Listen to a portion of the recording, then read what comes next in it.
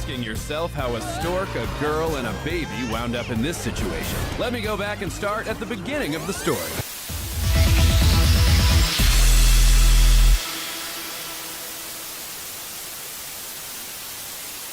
Hello and welcome to Watchin' Stuff, the show about watching stuff. I'm Nero, and with me is my beloved Canadian host, Whyboy. Hey. And I wanted to bring this up because you mentioned this, I think, a video or two back where you said we should go over the Watchin' Stuff rating system because we implemented a new one. Yep. So I'm going to briefly touch on this, okay? Mm-hmm. And I'll put up a graphic on the screen for everybody to understand, a visual aid, if you will. Our rating system is very simple. We went with a 5-to-1 scale, keeping it simple, but we came up with cute little names. 5 being the highest praise we can give a movie, 1 being the lowest praise we can give a movie. So we start at a must-see, go to a good watch, end up in meh, we go to crud chowder, and then we end with rock bottom. Yep, just simple 5-to-1. It's a simple system. It's a cute little system. I just wanted to get that across so people understand a rating system. It's 5-to-1. 5 being the highest, 1 being the lowest. It's pretty simple and straightforward. Yep, it's just to let people know. Let's talk about a movie. It's just to let people know what rock bottom is, which is today's film, Storks. Storks, yes. Storks, brought to us by Warner Animation. These are the guys who basically came back with a vengeance for Warner Brothers in terms of animated films. These are the guys who did the Lego movie, great film, yep. Lego Batman movie, also great film. They're going to do Ninjago this year. I'm actually kind of excited to see the Ninjago film. I was never a big fan of the TV show, but the movie looks really good. Plus, it's got Jackie Chan in it, so... Yeah, I'm looking forward to that. I'm not too sure how to even surmise the plot to Storks, because... It's just like 5 different things come together. But basically, like this. Okay. Oh. You take this, because, you take this one. Of course. Well, basically, we're in a world where storks actually deliver your babies. But after a while, storks realize that delivering babies is a hazardous job, as they go into Wile E. Coyote stunts and all that. So they finally moved on to being an Amazon-like company, just delivering your phones and all that sort of stuff, and shut down baby-making machine. It is until 18 years later. Yeah, let's Can we discuss that? The Amazon thing? No. The fact that the storks, a race of sentient birds with teeth, have conceived a device that takes letters and transmogrifies them into living children. Yeah. Yeah, that... the idea of it... I know it's... a suspension of disbelief, I understand. It's like, well, come on, you could believe a stork could deliver a child? I guess, but it raises so many questions. Like, how do children exist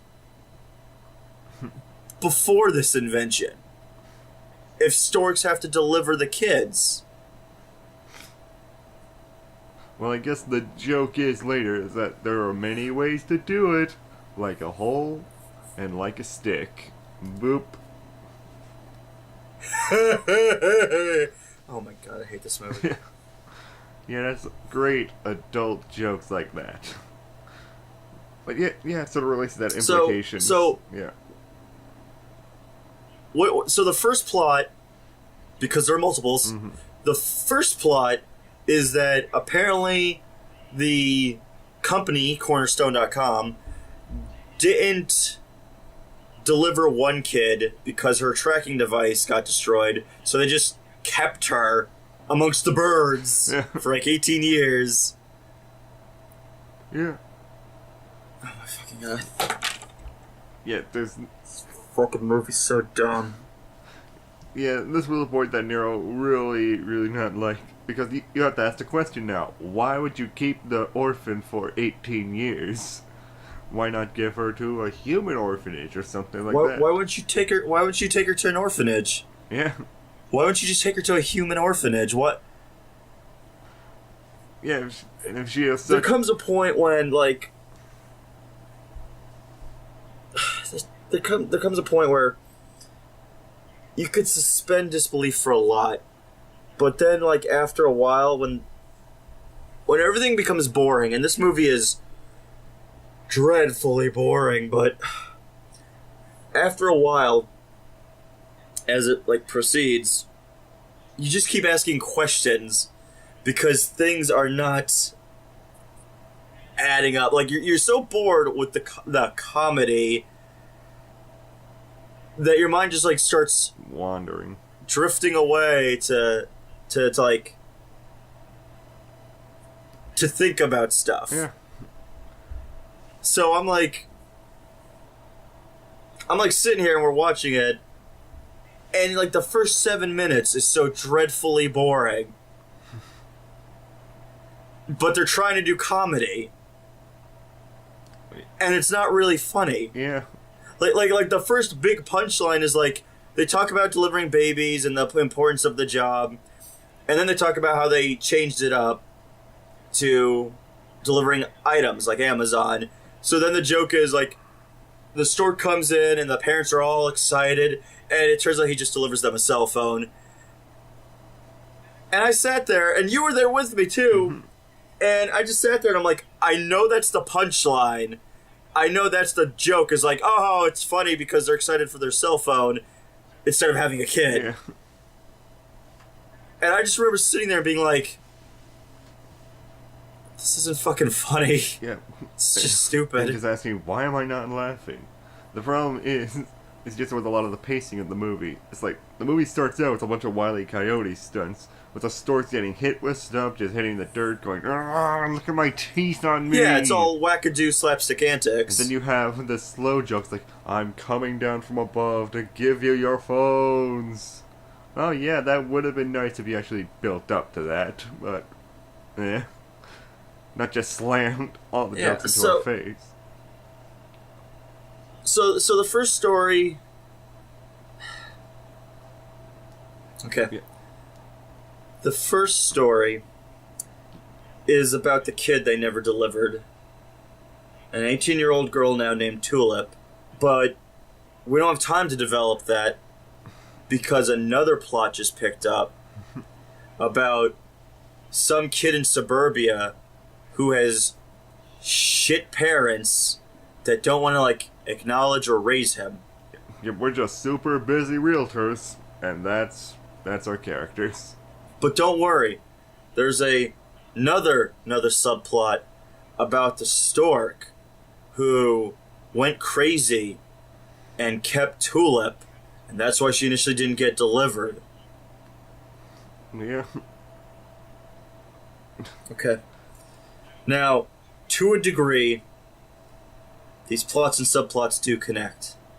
Through the most blandest of means, they fucking connect. Yeah, if you think in the most stereotypical sort of way that the story can go, then you're completely correct. Like, Nero was the one that was basically just saying, like, oh, is this coming up next? And I should say, yep. And it's just... Every time something happened, I would ask you, like, is this gonna go here? Like, there's the CEO of cornerstone.com, Hunter Stork, played by Kelsey Grammer. I remember, like, he's sitting there, he's abusing the little birds, and I just said to you, third act, is that gonna come into play? Like, that's how they defeat him, like, the little birds come and get their revenge, and you just sat there and you went, how did you guess? Yeah, they just did it so... That's the whole... It was just so nicely That's the moved whole in. fucking movie. There's the whole fucking movie is... You see the movie coming a mile away. Yeah. It's not innovative. The thing is, it doesn't need to be innovative, okay? Fucking Disney's been doing girl who wants more trope for fucking years, and it seems to work out just fine. Mm-hmm. But this was like a new brand of just fucking mediocrity. Yawning a bit just thinking about it. basically back onto the story with the two main characters, the stork named Junior and an orphan Tulip, as they make a new baby just by accident, and now they deliver this baby to the Suburbia family. Can we mention that Junior is called Junior? He's nobody's kid. Yeah. I thought he was Hunter's son. He's not.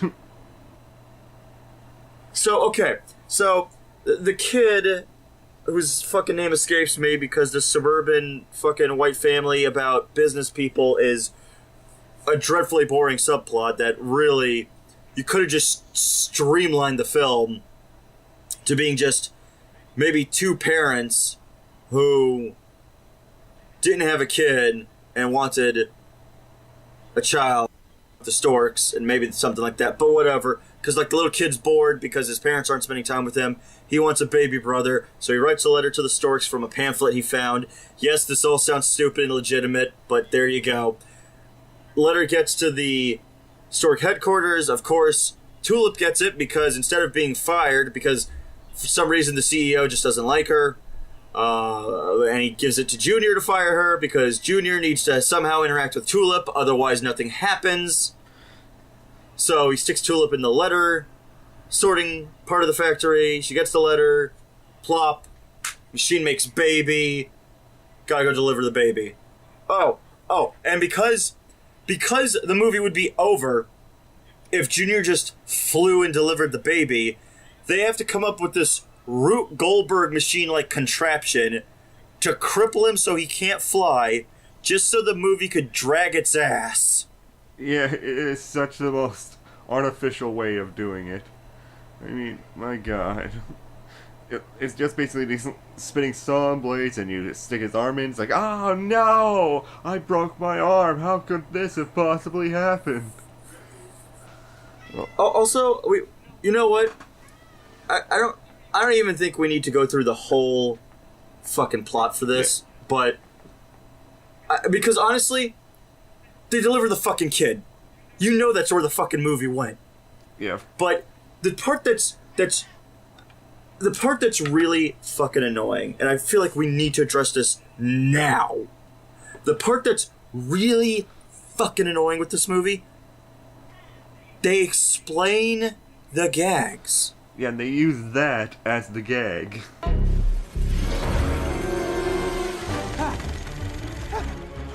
Why put the button there? We know that the joke is that that's what we're thinking. Yeah. There's no need or reason to state it. Yeah, exactly. And it just happens over and over again. Especially with the other subplot, Pigeon Toady. What up? They created a comic relief character in a movie that's a buddy comedy. Yeah, it doesn't that seem Isn't completely everyone pointless? kind of a comic relief character? Yeah, like, isn't redundancy redundant? Yeah, it is. And he's not really Like, what the fuck's the joke? Yeah. I have a silly voice, brah. Check out my girlfriend. She's in Canada. Yeah. She migrated. She's not made up. Okay, Look at her. Look at her. She exists, brah. that's great. Hey, did you guys hear about Roger? Ah! Oh my goodness. Are you okay? What? Hey, bro. I'm sorry. What? Okay. I tell you about my girlfriend. That's the punchline is, there are all these, like, storks, and then there's a pigeon, It's just a dude, bro. and the pigeon talks like a dude, bro. Yep, that's the joke. But then the other joke is that the dude bro goes through like CSI mainly things.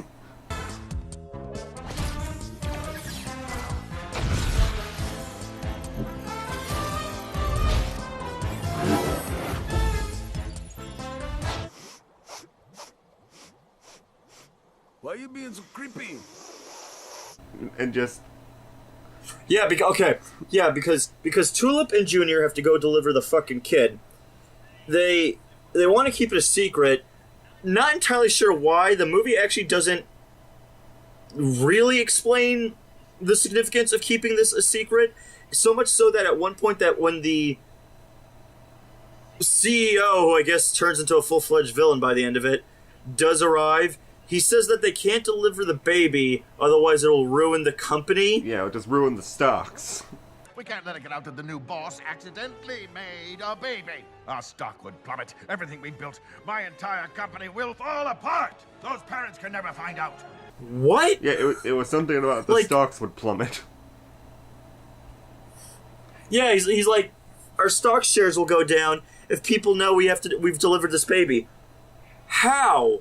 Why? Come to think of it, you guys live in seclusion in a fucking mountain far away from civilization. How the fuck is anyone gonna even find out? Yeah.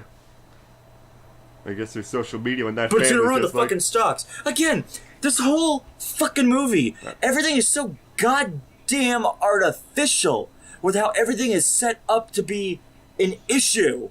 yeah. Everything is artificial. Like, oh shit. We need to somehow have a story for, like, Tulip. Oh, so isn't it gonna be like her trying to find her place because she doesn't fit in at the Cornerstone.com company because she's the only human amongst all these birds? No! That's not her story. This fucking suburban family wants to have a kid. Yep, and then we just Jasper come in. It's like, I already found what your family is. And there you go. Oh yeah, the stork that like ruined her life. That fucking subplot is resolved lickety split. Like no effort. Like you thought it was gonna be something else because the way that the fuck like Jasper talks about it is Jasper, this character who is the reason why Tulip got stuck there. He mentions like, Hey, let me explain. I don't want to hear it. When you orphaned me, you said whoops, whoops. You said whoops. Who does that? Will you please let me explain? Hey, she doesn't want to hear your explanation, guy. Back off. I fell in love with you. Okay, fine. Honestly, I am very curious. Let's hear it. Look, they tell you being a stork isn't gonna be easy. Always deliver. I failed to do that. Your beacon broke. The pieces scattered. I spent my entire life searching for the missing pieces so that I could deliver my baby. no one says how like lonely this job is, and you're like, oh, so maybe he wanted a family but he couldn't have one, so he was gonna take this kid as his. Nope, that's not it at all. He just went and like found her fucking family. Yeah. So, oh my fucking god. Yeah, and the movie's just setting up the joke, just like, I want the baby, and every single scene building up to Jasper, and then one scene is just like, oh, whoa, wait a minute, I'm actually completely normal, I just wanted to find your family. It's like, oh wow, that joke does not really work, and it just sort of makes you come off as a horrible person. The cat agrees.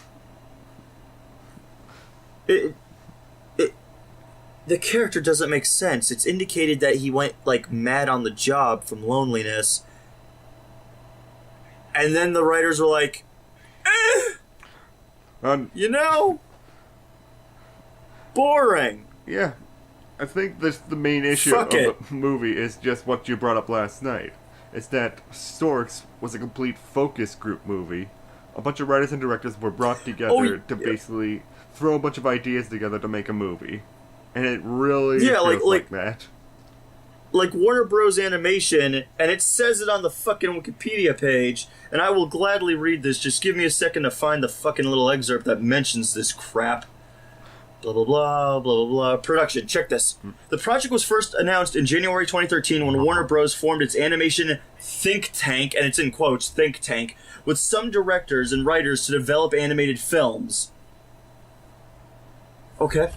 Nicholas Stoller was hired by the studio to create and write Storks with Doug Sweetland and attached to direct the film. So, you got together a group of people to churn out movie ideas.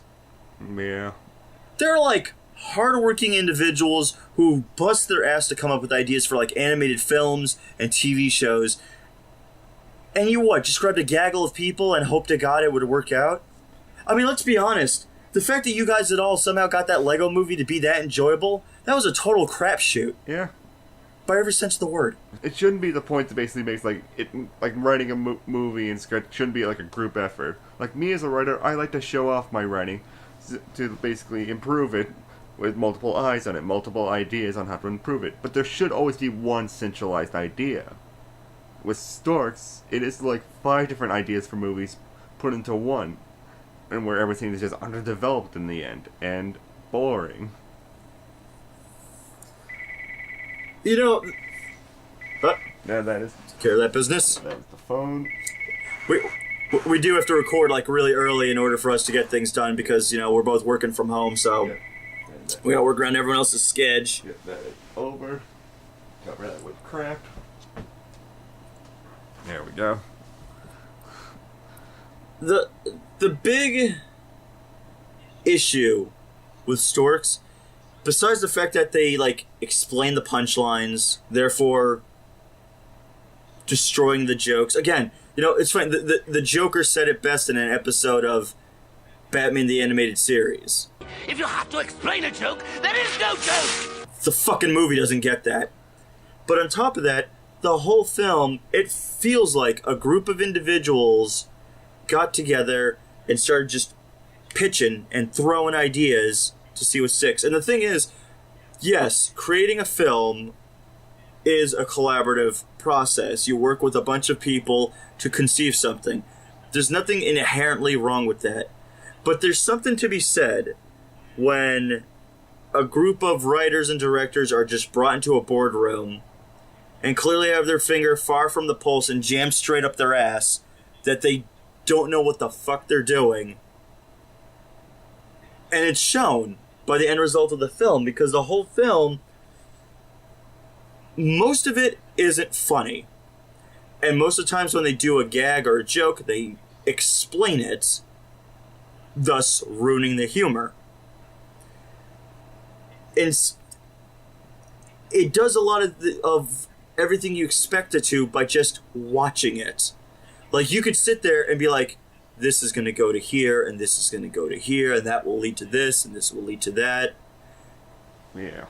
And it makes it come off just very bland, because we're not, like, film writers, we're not directors, we're guys who do reviews, but the fact is, we're still able to completely dissect and figure out, we're like 10 steps ahead of you.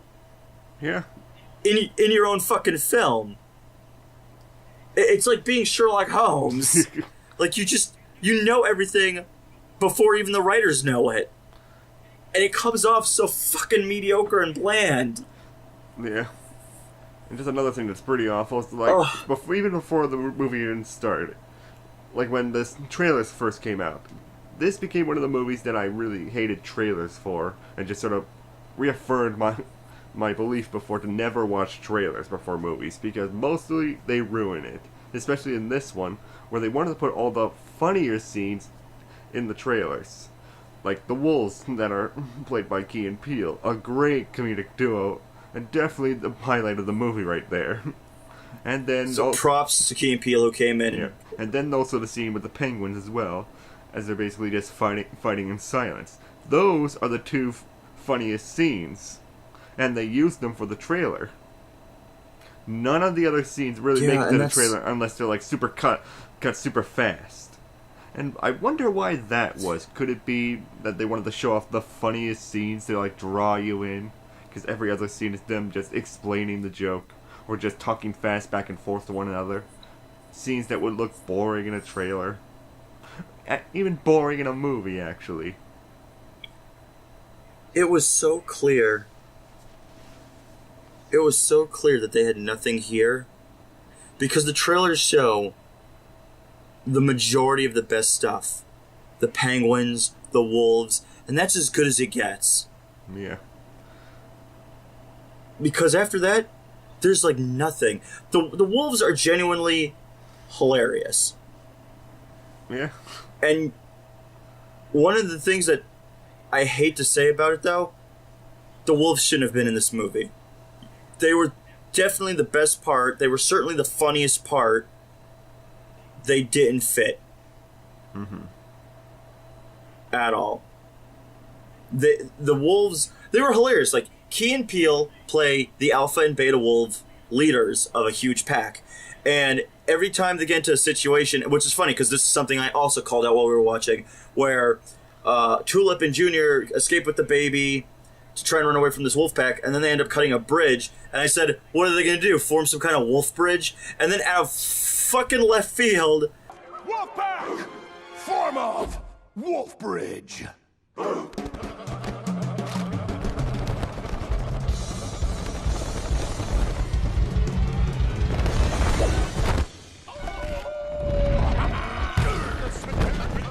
What is happening?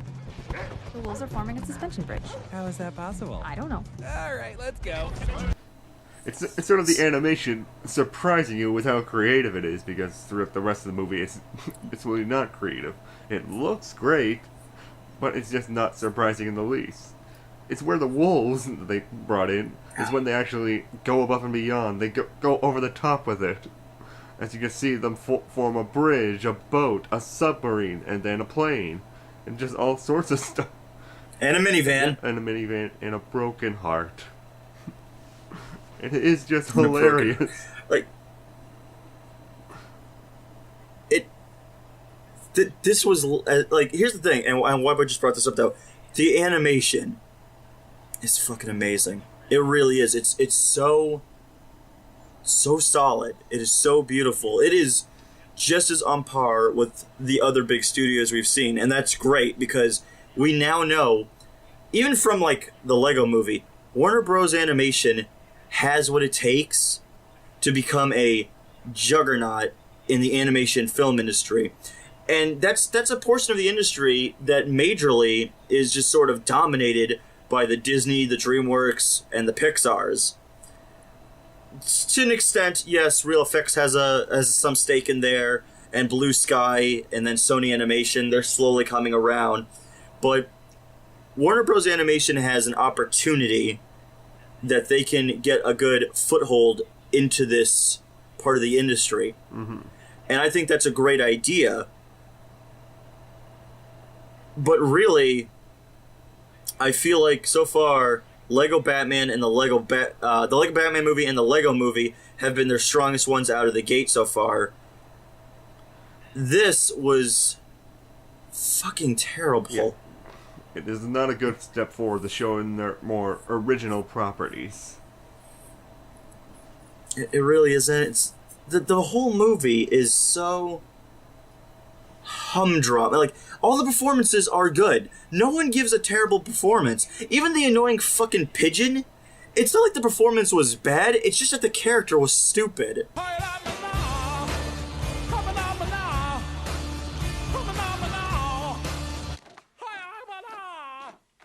Yeah, like, no actor delivered a bad performance. Andy Samberg as Junior sounded fine. Katie Crown as Tulip, fine. Kelsey Grammer as Hunter was fine. But that's the thing. There's so much fine that it doesn't matter. Yeah. It's so fucking average. Like, when you watch, like, Inside Out or Wreck-It Ralph, hell, even Hotel Transylvania, those actors really encompass those characters. Yeah. And shit, I gotta give credit to Adam Sandler. Like, Adam Sandler as Count Dracula is actually pretty damn good. Yeah. With the exception of, like, Key and Peele, who just become these very hyper-energetic wolves. Are you in love? I am in love. Are you in love? I'm in love too. I agree. Hey, guys! This tiny thing is now a wolf, everybody! What is that? What's happening? We're keeping Back of the pack. We're keeping it. Okay, thank you. You get to, like, this, and everything about it is forgettable. All the performances are forgettable. Even Key and Peele, as enjoyable as they were as the wolves, this won't be a fucking, like, role that will ever really be that remembered. Yeah, of course not. Yeah, it's just all forgettable roles. That's just the baseline of everything. Not really. Just the baseline. It's just a forgettable movie. It just gets even worse is when you just factor in all of the very blunt writing and just blunt joke telling that just brings everything down to a screeching halt. One of the takeaways we got from this movie, and Whyboy, you ended up agreeing with me on this, the animation being solid and the slapstick actually being fairly funny when they don't fucking try to explain the joke. Yeah. If they just did a Looney Tunes film, an animated Looney Tunes film in like the same vein as the Looney Tunes show, like a continuation from there, Yeah. they could have a top-notch quality comedy on their hand. It would be amazing with what they can do. But they just need the right script for that. You don't want another Storks on your hands. You don't want Bugs Bunny to just say, "Hey, I'm gonna fall through this hole, Doc." Whoops. It's like if Daffy Duck looked at the camera and said, "And soon I will gladly betray Bugs." Oh, look, I betrayed Bugs. Actually, you know what? If that's Daffy, if it was Daffy doing it, that might be kind of funny because Daffy actually is that kind of asshole. Yeah. So, you know, I there's really nothing that can be said. That's one of the reasons why we couldn't review this either, as into like a bigger format, like a CC or a Nero reviews, because there's just a level to it that it's like a celebration of mediocrity. Yeah. In just the most annoying way possible. So, you know, rating wise, I'm gonna give this a rock bottom. I can't in any way, shape, or form give this anything more than that, because the humor was like relegated to maybe two major parts, and that's just the wolves or the penguins, and then any other time I wanted to laugh about something, they explain it to me, which is annoying because it feels like they're treating the audience like they're fucking idiots, as if like, did you get it? Did you get the joke, dude? If you have to keep asking me if I got it's like that BoJack Horseman bit. You gotta stop asking people if they get things. But then how do I know if they got it? They'll laugh. Yeah, this is just a rock bottom movie. Wouldn't recommend it to anyone. It's just too annoying.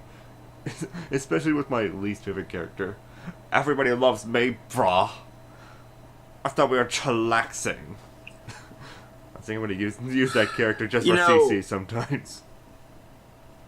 You know, there's going to be more animation by Warner Bros. You know, because they have Ninjago coming out this year. They have a new Scooby-Doo movie that's going to be cool. I heard it's going to have like a secret organization called Scoob, which is an acronym for something. Fuck me with a lead boot. I want that to be good because I dig Scooby-Doo. I think it's a cool franchise and everything, but my god, I have so little belief in this. Yeah, we're just looking up all of the writers and directors behind this, and now we're not so hot for it. But it's still, I'm going to believe in Warner Brothers. It sucks because two of the executive producers on Storks is Lord and Miller, the dudes who wrote and I believe directed the Lego Movie. Yeah. And that movie's great. They're actually very good comedic writers. I highly recommend 21 Jump Street, 22 Jump Street, Cloudy with a Chance of Meatballs, Cloudy with a Chance of Meatballs 2. They're all very solid pieces of work. They're all very humorous. It sucks that they only executive produced this movie, which probably explains why the animation quality is so fucking good. Yeah. Because the Lego Movie has breathtaking animation, because it looks like it's stop motion, even though it's actually computer generated. Yeah. Just don't do this to yourself, okay? Don't waste your time with Storks. Honestly, even binging it with a friend, I still wouldn't recommend it, because it's just not good. Not at all.